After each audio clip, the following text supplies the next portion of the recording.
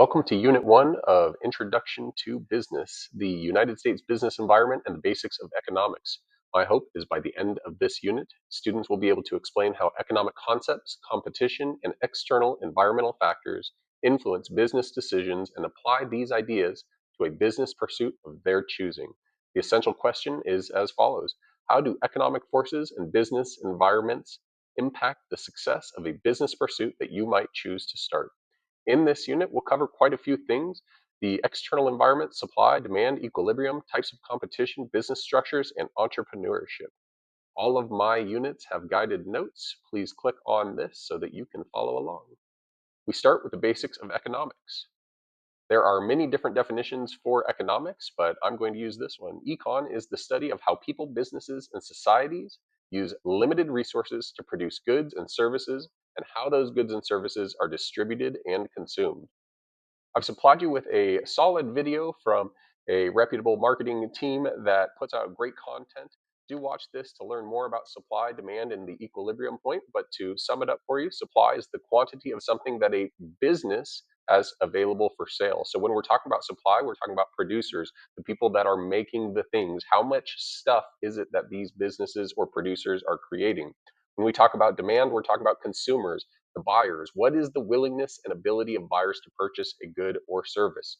And the equilibrium point is the point at which that supply meets that demand. So it's the equilibrium point on a graph where supply meets demand. The law of supply is as follows: as the price of a good or service increases, the quantity of goods or services that the suppliers offer will also increase, and vice versa.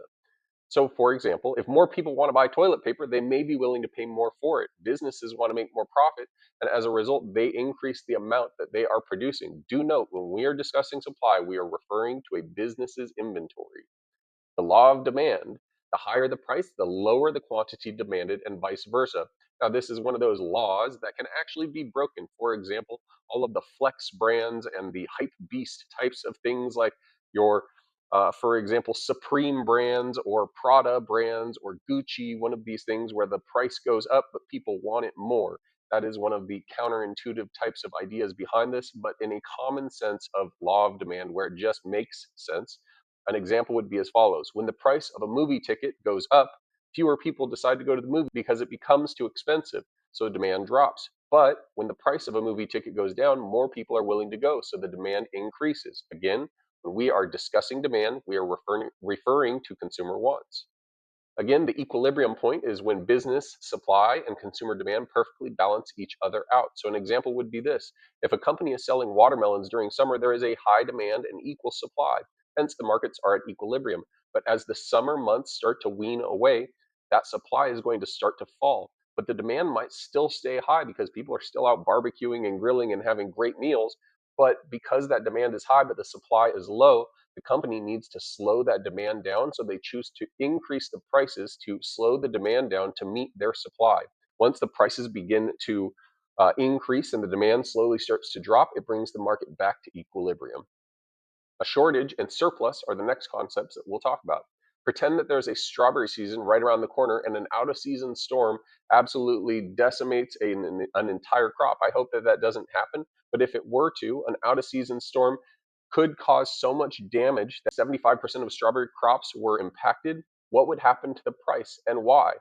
Well, this is called a shortage. Prices would go up because the supply is limited. If the supply is limited, but the demand is high, but there's no way for that business to be able to create the extra supply, we would have a shortage. A surplus would be the idea where, for example, if you are the only boba shop in town and boba is booming and everybody wants boba, and everything is going well, but then out of nowhere, businesses pick up and say, hey, I should probably make a boba shop. And then six more boba shops open up nearby. And now we have way more boba available than people want to buy. Because of this surplus, each shop has to lower their prices to compete and attract consumers. I provide you with this video right here that shows scarcity in real life and shortages. We then do a shortage surplus activity for my teachers out there. Do see the notes on the slide deck. This is a fun one. Moving on, we'll talk about gross domestic product. This is the total dollar value of all goods and services produced within a country in 1 year. This is a measurement of a country's economic output. The higher the GDP, the stronger the economy. The dollar value of everything that a country produces in 1 year. That's what GDP is. I've also hyperlinked in a video that you can watch to learn more about GDP. And we need to know about GDP in order to even have the discussion of what a recession is. The idea of a recession is 2 consecutive quarters of a declining gross domestic product. That is the definition of a recession, or a receding economy. That means for half of a year, the United States is producing less goods and services than the before, and the economy is slowing down. The next topic to discuss is the idea of inflation. Back in my day, things didn't cost as much as they do today. Or effectively, the idea is that $20 back when I was in high school got me a lot further than $20 does for somebody in high school now. I've used this image to give you a description as to what you can wrap your brain around as to how this $20 has changed in its value and its ability of purchasing power for you. Now, inflation occurs when widespread price increases occur throughout an economic system. There's two commonly thought of theories as to why this happens. One, prices increase when demand is higher than supply. So if the demand for something is really high and everybody wants this thing, but the supply is low, the price will increase, kind of like that situation that we discussed earlier with the watermelons out of season. If the supply is low, then we know that the price can actually increase, which will quell the demand. And as the demand comes down, we come back to that equilibrium point. So that's one way that prices could potentially go up. Another way would be price increases when a company's production or supply costs rise to cover the costs. So, for example, let's say that a business has an increase in the minimum wage, or there are a number of other external factors outside of that business's control that are now putting them in a situation where they have to increase their prices to cover the costs. As a result, those companies raise the prices to maintain profit margins. This would be called a cost push form of inflation. I then have my students do a Kahoot that goes over all of these economic terms that we just discussed in a basics of economics Kahoot style game. Students tend to like this one. Moving on, 4 different types of market structures. So I guide my students to the guided notes, which are also hyperlinked on this page and hyperlinked earlier in the slide deck as well, to make sure that they're following along to complete the next several slides. I personally use Pear Deck, which is an interactive online tool that allows my students to interact with the slides while I'm discussing them, so that they have the ability to actually have a say right there while I'm talking. And I asked them this: how hard would it be to open a booth and compete at the farmer's market? And I'm not knocking the difficulty of a farmer's market type of business. I know that that would be difficult. Now, I'm not saying I am a grower, I am no farmer by any trade of any way, shape, or form. But if I had a plot of land, if I had water, if I had sunlight, fertile soil, the seeds, and I had the ability to be able to manage pests and whatnot, I believe that I, with those tools or somebody with that skill set, would be able to realistically produce strawberries. And then I would be able to set my strawberries up at the farmer's market to be able to compete with many people. Now, this idea, as far as setting up that farmer's market booth for the strawberries, wouldn't be that tough. I would have to pay the registration with whoever the organizing body is that oversees the farmer's market. And by doing so, this is called a perfect competition, where businesses are selling an identical product. Now, to be fair, there are different types of strawberries, organic versus non-organic. You might have some different type of variety of strawberry that grows in a certain hemisphere of the world, and fill in the blank other differences. But for the most part, when we talk about strawberries, we're talking about one strawberry versus the other. This is a perfect competition in its finest. Now, besides money, what would be difficult about trying to start up a brand new hotel and compete with other existing hotels? Well, look, I understand that the hotel business is not easy to start and get your foot into, but I believe within each one of my classrooms and the skill sets that my students have, if I have a student that's good in accounting, and I have a student that enjoys maintaining properties, and I have a student that is solid at customer service for sales and the front desk, and I have students that are good with accounting and numbers as well as cleaning and all of these other facets of hospitality. Again, not discounting the difficulty of operating a hotel, but it is realistic for me to do this. The greatest constraint to me would be the financial backing and then choosing a location where it makes sense. This would be the idea of monopolistic competition, Many businesses offer similar products, but they are not identical. This is why you have a Marriott and a Hyatt and a Hilton and a Best Western and fill in the blank. They keep on going. There is a lot of competition out there. The biggest barrier to entry is going to be those financial constraints. There's a lot of similarities across the board. There's slight differentiation, but it's for the most part very similar. And then we get into the concept of something that has no replacement. Your Googles of the world. Now, I am fully aware that ChatGPT, as well as all of the other AIs out there, are definitely a looming threat to the world of Google, but this is one of the very, very few examples that I can use. What might be some reasons why there is no other Google?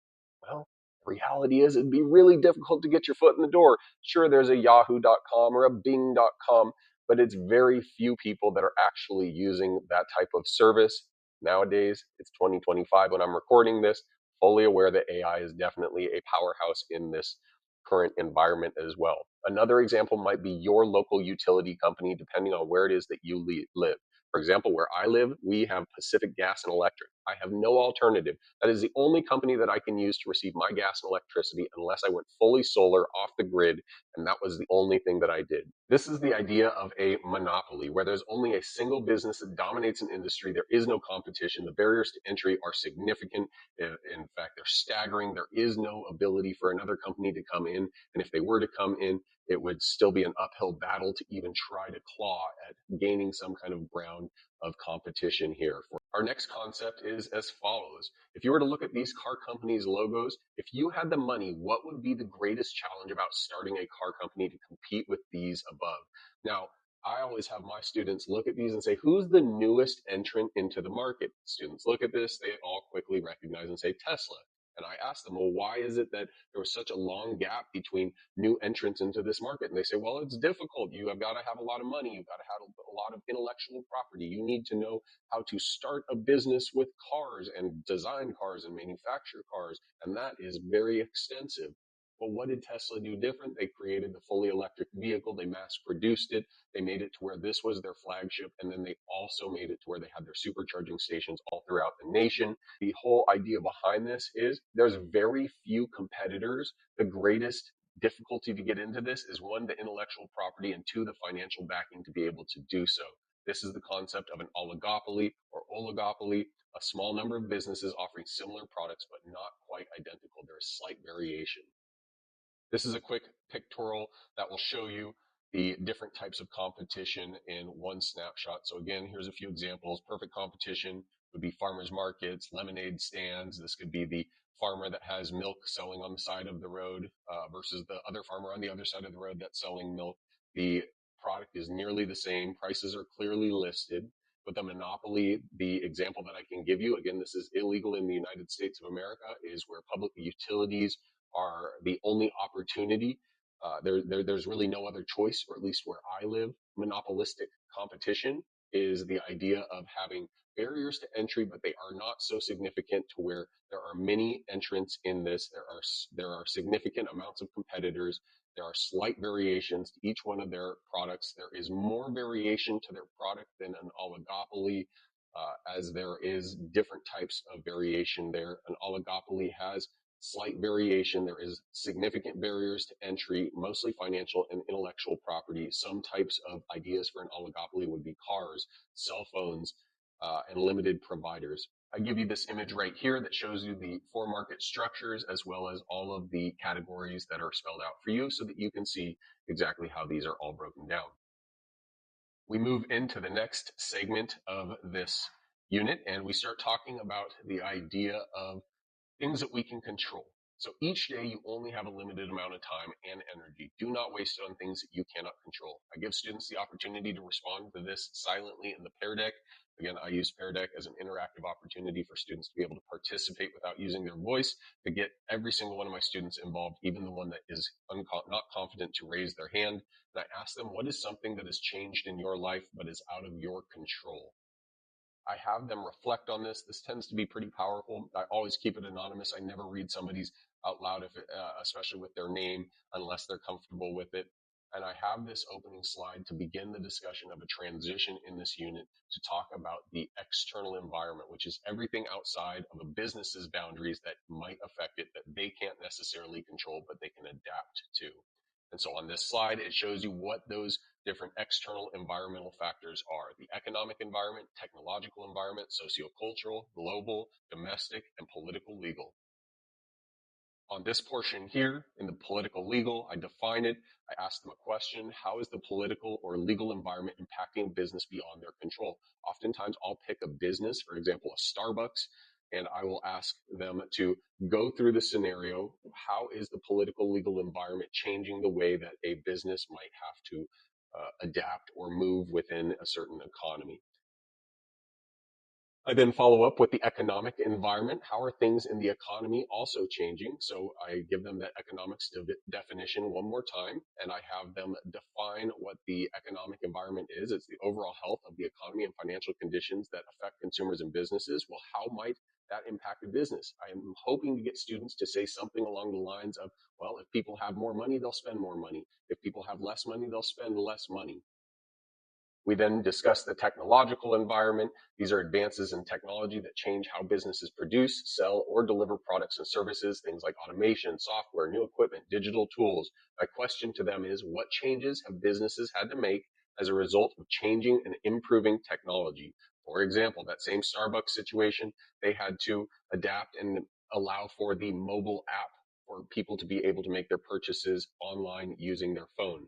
Netflix disrupted the movie rental industry by leveraging streaming technology, making companies like Blockbuster obsolete. The self-checkout line at the grocery store, AI chatbots are improving customer service, mobile banking apps, the drones for delivery. The list goes on and on. The sociocultural environment, the definition for this is the attitudes, values, beliefs, lifestyles, and demographics of the people in a society. The business can't control what's happening outside of this world, but what they can do is think about what can they adapt to these cultural or societal changes. For example, if there's an increase in health conscious lifestyle that is leading consumers to avoid sugary drinks, Coca-Cola might introduce something like zero sugar options or smaller can sizes and healthy beverage product lines. There are many other ways that we could look at this too. Global business environment. I ask my students what is happening or has happened around the globe that might impact a business. So by definition, international forces that affect a business include global markets, trade policies, foreign competitors, and international economic trends. This could be things like supply chain types of delays from overseas factories or boats that are being halted due to international turmoil and different sea paths that need to be pursued in order to get supply from point A to point B, the change in the value of the United States dollar, new trade agreements, or different tariff types of situations, competing with brands like Samsung, Toyota, or IKEA. And lastly is the domestic business environment. So I have my students identify this as the conditions within our country where the businesses operate, things like local competitors, culture, economic conditions, labor market. And I ask them, what is something that has happened or is happening in the United States that might impact a business? Perhaps it's competition between local coffee shops that are competing with Starbucks because they are the local shop. Maybe California labor laws are shaping how businesses are hiring. Maybe local customers prefer small business over big chains. Regional costs of living wages are also going to affect the way that people are able to make their purchases. We close that out and I ask students to think about what their favorite business is, what problem it solves for them. I give them an example of Costco as my favorite business because I like to buy in bulk to save money and offer higher quality, and because they offer higher quality products with a world-class return policy. Following up to that question, I asked them who are the competitors of their favorite business and why do you choose to shop at your selected business over the competition? Using that same Costco theme, the competitor would be Sam's Club. I prefer Costco because of their return policy, the quality of their products, and their Kirkland signature brand.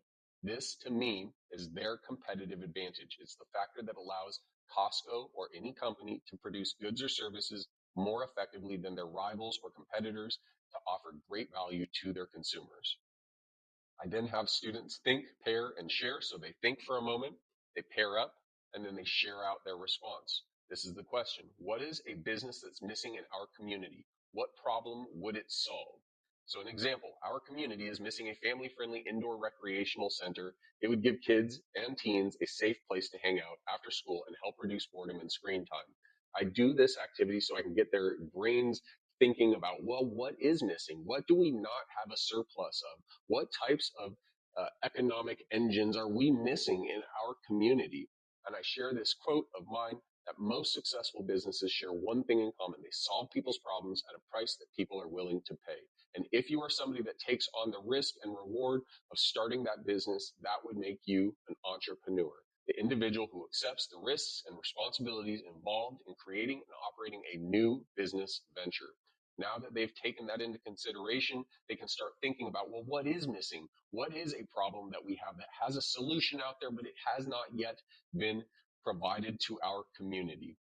From there, my students then brainstorm a business. They work either individually or with another person to create a poster that outlines the ideas for a business that solves a problem. This is just kind of the introductory splash zone for a semester long project that my students go through where we create a business plan for this business fully fledged using SBA, Small Business Administration formatting, so that if a student really wanted to pursue this business venture, they could potentially take that document as a first step to the bank or credit union and have a discussion and say, what are my next steps in order for me to pursue this business realistically? The criteria for this poster is for them to come up with a business name. What is the product or service? The problem and unhappiness that it solves? What's an approximate price? They draw a picture of the product or service in action and then come up with a slogan. Once they have that information and they've created the poster, the following day, with a little bit of work time in class, they take their poster, we put it all throughout the room. Students are given sticky notes. With those sticky notes, they go around each of the posters and they provide like and wonder types of feedback. So each poster from each student receives, I like this about your business idea. I like this about your poster. And my hope is that it's not just generic, I like the picture of your poster. Instead, it's like, I like the idea of you having this business because we don't have this in our local area. Or I like the idea of this business because the one that we currently have doesn't currently fulfill this particular need of mine. And then also, I wonder feedback. Instead of being negative and punitive, we want to have them ask questions and get them thinking about, I wonder what if you also added this additional piece to your business idea, so that students can receive that peer feedback to grow, to learn, and expand upon what it is that they have already created. They use all of these economic principles that we've discussed throughout this entire unit to create this document, which we will use for the entire semester, again, as the springboard to start all of the project that we will work on from the beginning to the end. I hope you enjoyed this video. I hope you were able to find some value in it. Do know that if you're looking for these slides, you can find them on my Teachers Pay Teachers link at the Business Teachers Toolkit, which will also be linked in the description below. If you're one of my students, if you have questions, you know you can always reach out to me. And if you're one of my teacher friends out there in the World Wide Web, do shoot me a note. I'd love to help you help your students and keep teaching the most valuable classes on campus.